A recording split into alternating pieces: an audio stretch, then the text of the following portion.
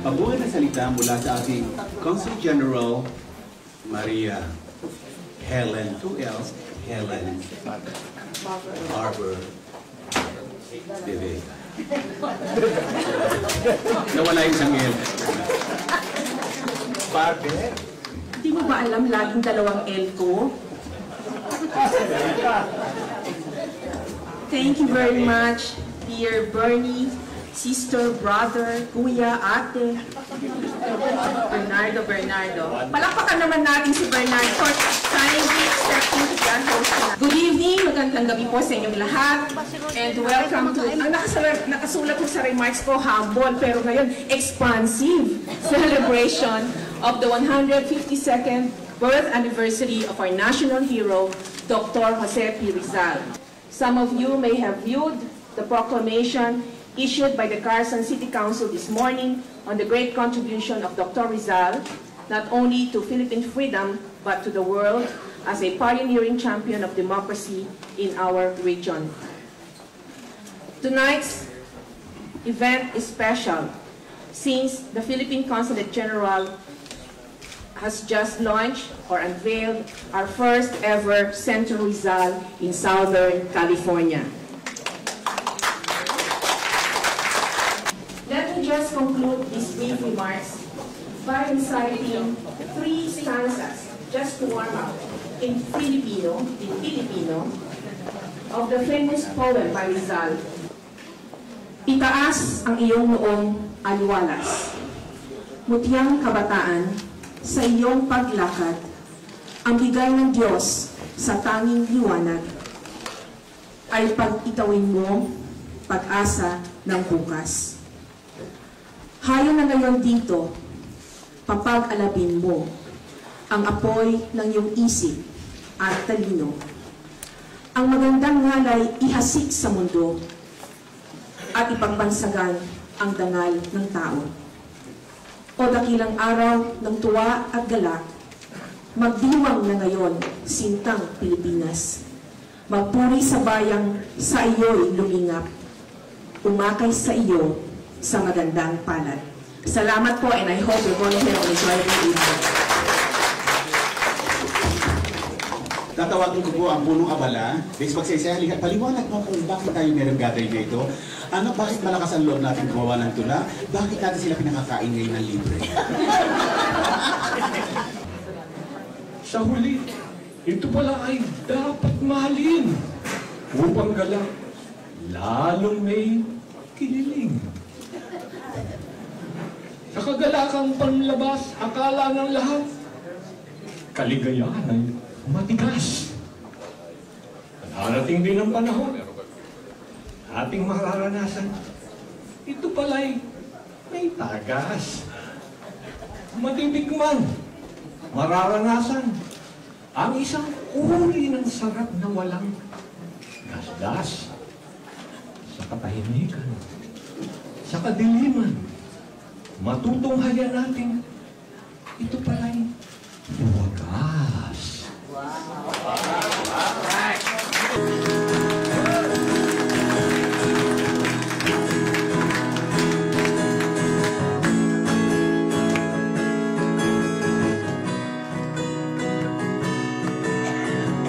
Isa lang ang lahi natin, isa lang ang bayan natin, kahit saan tayo magkarating.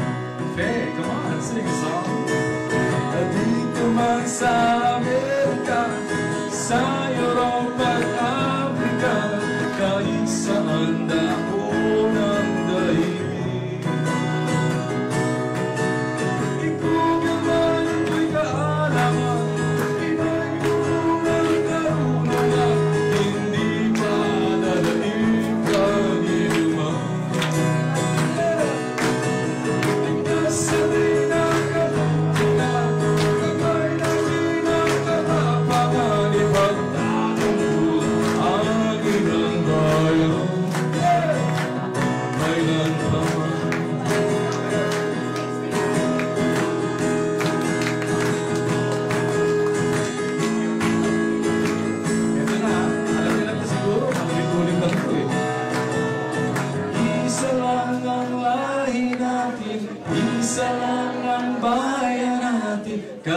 saan tayo makarating. Oh, dito man sa Amerika, sa Europa, Africa, kahit saan dako ng daigdig, isa lang.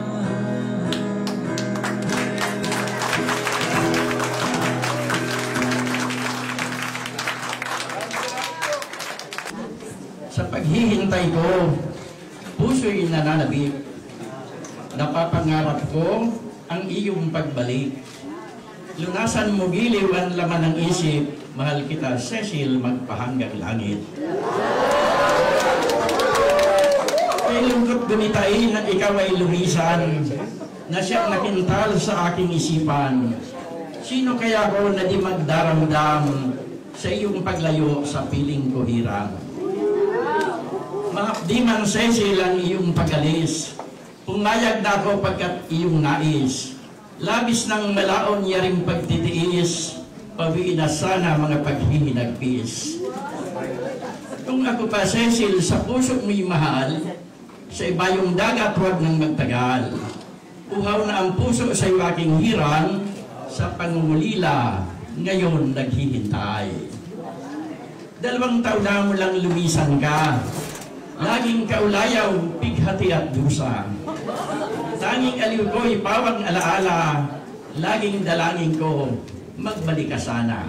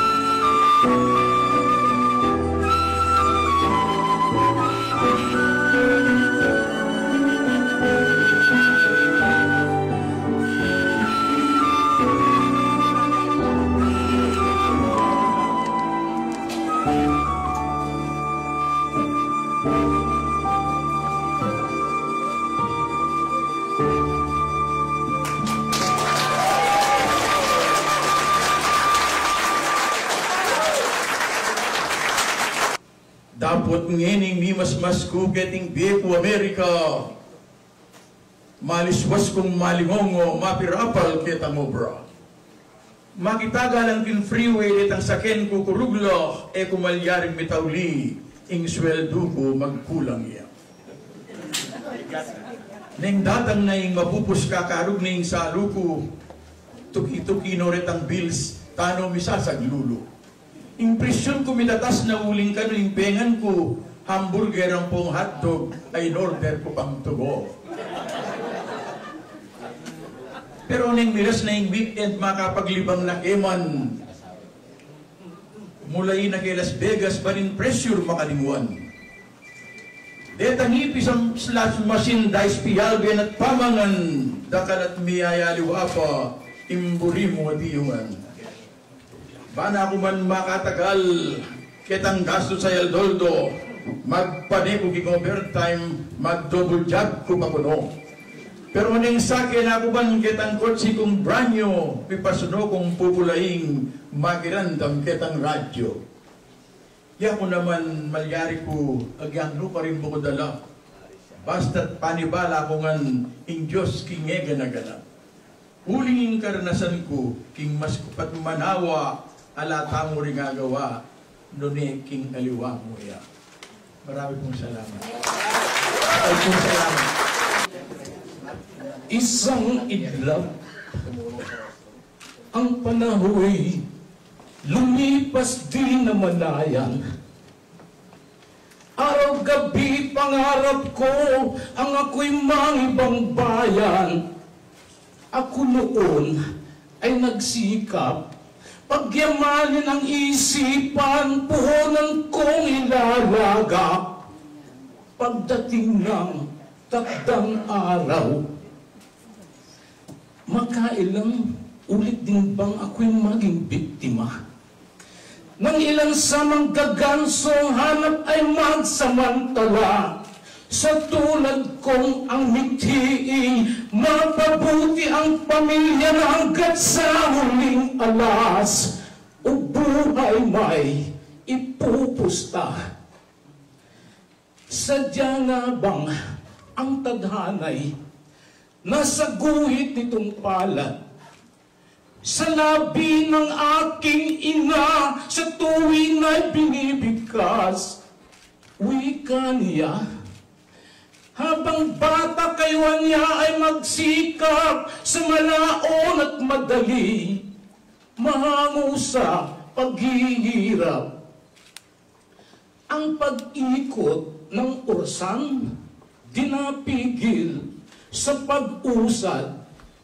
Sa bansa ng Amerika, kung ngayon ay nasadlak, nalingit sa kaalaman, akala ko'y puro sarap, na tulad ng naririnig, kung kumita'y limpak-limpak. Oo, sadyang hindi tayo iisa ng kapalaran. Ngunit ito'y pantay-pantay, ginawad ng may kapal. Ingatan nyo't pagyamanin, pagkat ang katotohanan ay maling gamit ng talento, ay siya pa ang mawawalan. Halimbawa'y ang balitang nabasa sa pahayagan, isang anak kung paanong inaruga ng magulang. Magmula sa kamusmusay, yapos-yapos sa kandungan, yapos-yapos itong bisig sa saliw ng pagmamahal. Ganun na lang kanilang lupit. Sa sino mang magtatangka, lanaw-lamok na dadapo ay tiyak na mamamatay. Sa maghapoy nakamasid, sa sanggol ay nagbabantay isang katig ng pag-asa, na bukas ay natatanaw. Ngunit sinag niya ang bukas, nilamon ng kadiliman, sa inaang isinukli pagtangis at agam-agam, Sa lahat ng ibigin niya, na isagad ay makamtan at saan may ikinubli. Ang sa tuwinay kalabisan, ikinubling pagsalansang, tumungpad na isang lagim. Kahong kaganay nag-ugat, pagkat ito'y dinasupil. Sukat mo bang isang araw, walang awa niyang kitilin ang buhay ng kanyang ina? Diyos ko siya'y patawarin. Ito ay ang impluensya ng gamot na sadyang bawal. Kadalas ay siyang sanhi, krimen at karumal-dumal sa paggamit ng sirotso na ayon sa pahayagan ay ginamit itong anak nang ang ina ay pugutan. Itinali pa ng kawad ng napatid na sampayan ang mahinang mga paa at kamay ng kanyang inay na nooy nagmamakaawa, pabulong na inuusal. Anak, ang hatol mo'y tatanggapin. Magbago ka lang. Itapul mo ang pisyo, ang barkata'y kalimutan. Lumapit ka sa ating Diyos. Yan ang aking kahilingan. O anak, sa mangyayari hindi ako magtaramdam. Ako pa rin ang iyong ina sa lubos ng nagmahal.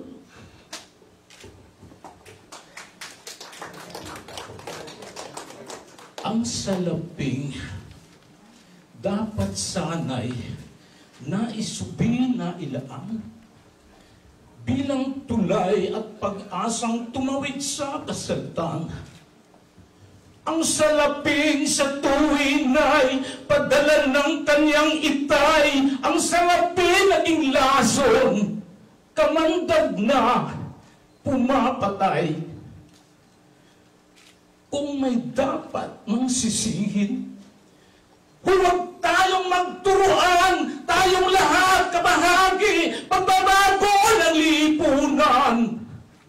Tulad nito, isang ama, naghahanap ng tagumpay, luha, pait at pagtangis, lahat nagkikabiguan.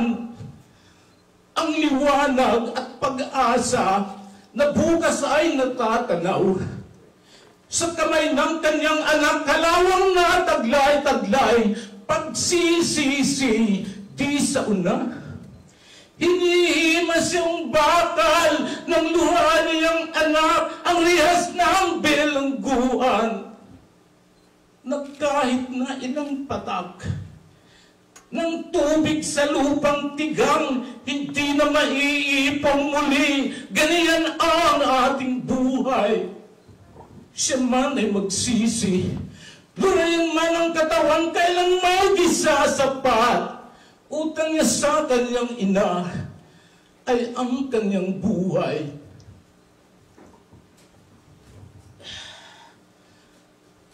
Ang balitang natunghayay, naging sugat sa aking puso, na sa aking paglalakbay, kirot ito nakatago.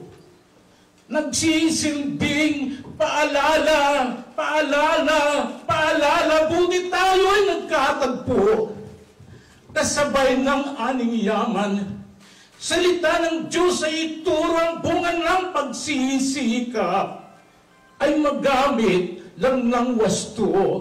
Ang bunga ng pagsisikap ay magamit lang ng wasto. Marami pong salamat.